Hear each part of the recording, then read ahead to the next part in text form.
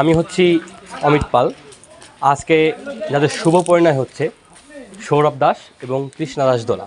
আমি দুজনেরই ভাই, আবার দুজনেরই আত্মীয়, আবার দুজনেরই বন্ধুর মতো, দুজনেরই জুনিয়র।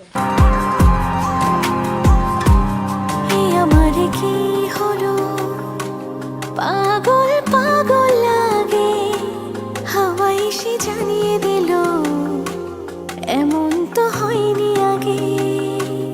এ আমার কি হলো, পাগল পাগল লাগে হাওয়া এসে জানিয়ে দিল এমন তো হয়নি আগে। বাতাসের শেষ কথা ফিস ফিস সেও তোমারই। এই দুটো না জানছো না সেও তোমারই। বন্ধু গো শোনো, তুমি ছাড়া আমি ছাড়া তুমি মানে হয় না কোনো। বন্ধু গো শোনো, তুমি ছাড়া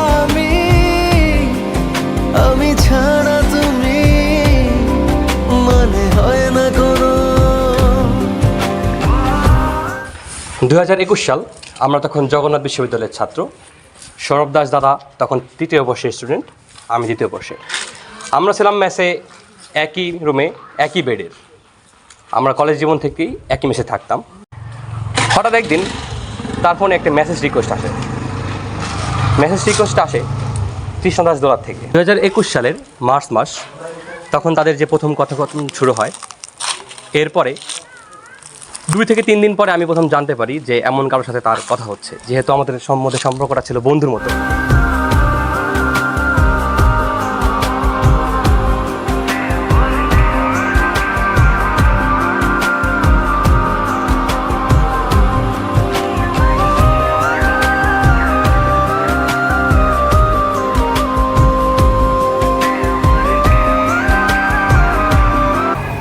সময়টি ছিল 2021-এর জানুয়ারির শেষের সপ্তাহে আমার চিকেন পক্স হয়। আর আমি এতটাই অসুস্থ ছিলাম, আর একটা সময় বাধ্য হয়ে আর কি মাথার সমস্ত চুল ফেলে দিতে হয়েছিল। আর সৌরভের সাথে যখন আমার প্রথম কথা হয়, তখন সৌরভ বলেছিল যে আমি তখন প্রচুর মাথা ব্যথায় ভুগতাম।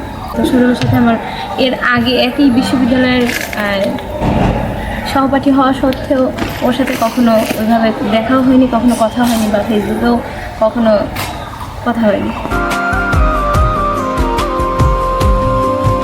এত ভালোবাসা কি করে বাসলাম, বিধাতা জানে কেন কোন সেটানে এত কাছে আসলাম। এত ভালোবাসা কি করে বাসলাম, বিধাতা জানে কেন কোন সেটানে এত কাছে আসলাম। বাতাসের শীষ কথা ফিস ফিস সেও তোমারই। এই দুটা না জানছো না সেও তোমারই।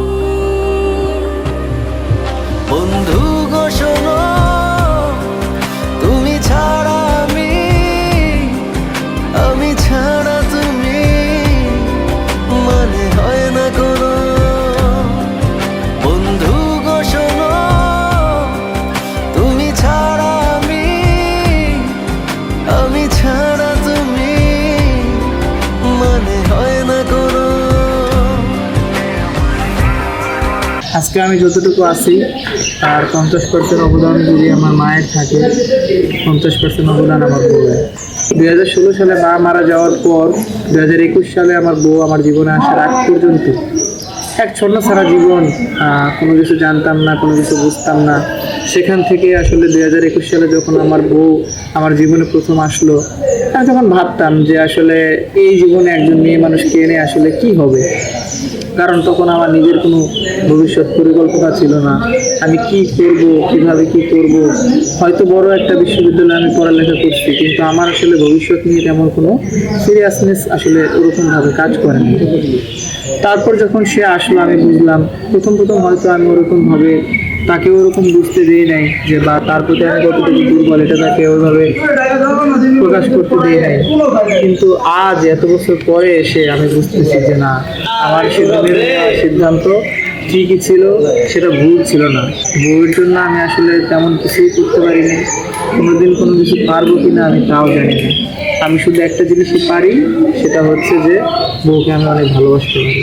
আমি আমার মাকে যেভাবে সম্মান করতাম তাকে সেভাবে সম্মান করতে পারি। আমার সন্তান যেন তাদের মাকে সেইভাবে ভালোবাসতে পারে।